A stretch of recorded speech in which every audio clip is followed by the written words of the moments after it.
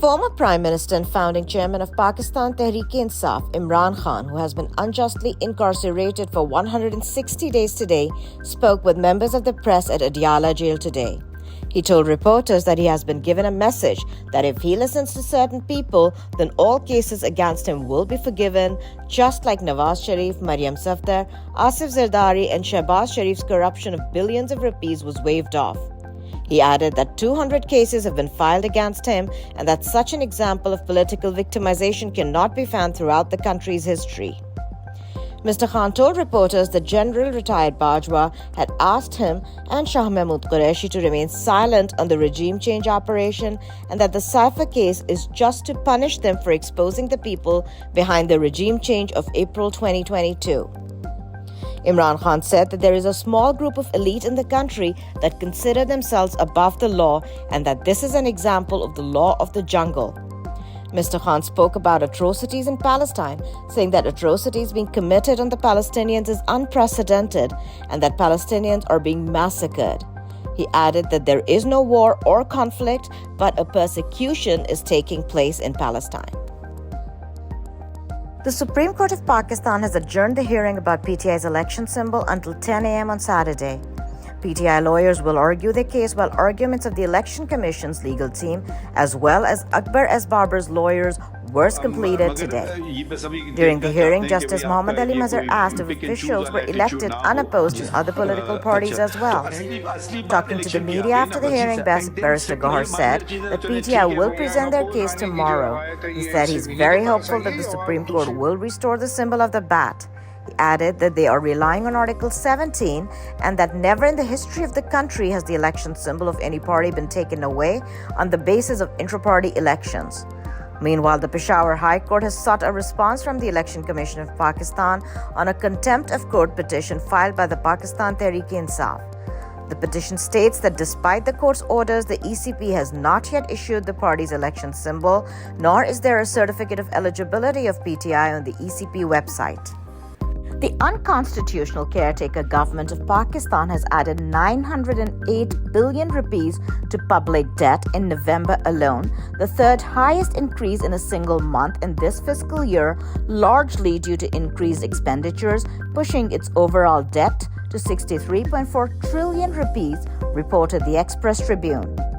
The State Bank of Pakistan reported on Friday that the federal government's debt increased to 63.8 trillion rupees by the end of November 2023.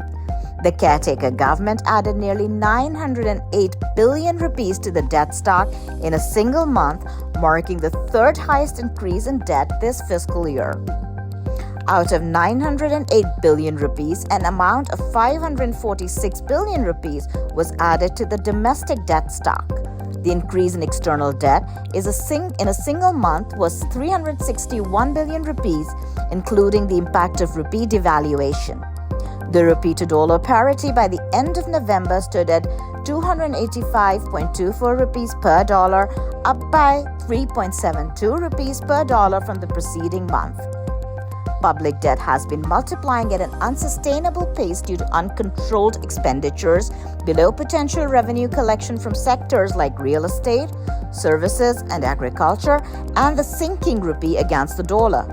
Quoting the latest government borrowing data from the State Bank of Pakistan, an economic expert said, quote, government borrowing from local banks reached rupees 3.12 trillion against 1.05 trillion rupees borrowed in the same period last year. This is a whopping 197% increase compared to last year, end quote.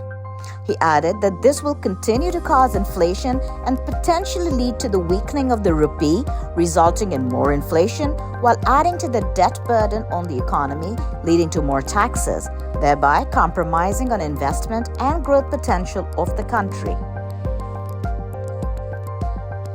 Britain-based charity Oxfam said on Thursday that the daily death toll of Palestinians in Israel's Carnage in Gaza surpasses that of any other major conflict in the 21st century, while survivors remain at high risk due to hunger, disease, and cold, as well as ongoing Israeli bombardments.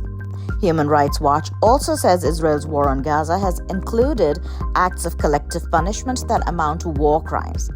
At least 23,469 Palestinians have been killed and 59,604 injured in Israeli strikes on Gaza since October 7th, according to Gaza's Ministry of Health. In the most recent 24-hour reporting period, Israeli forces carried out 10 mass killings in the Gaza Strip, causing 112 deaths and 194 injuries, the ministry added. About 7,000 people remain missing under the rubble and are presumed dead. Meanwhile, conflict in the Middle East spreads as the US and UK launch air and sea strikes against the Houthi military targets in Yemen in response to the movement's attacks on ships in the Red Sea. Saudi Arabia, which has in recent months engaged in peace talks with Yemeni Houthis, was closely monitoring the situation with great concern and called for restraint and avoiding escalation, the foreign ministry said in a statement.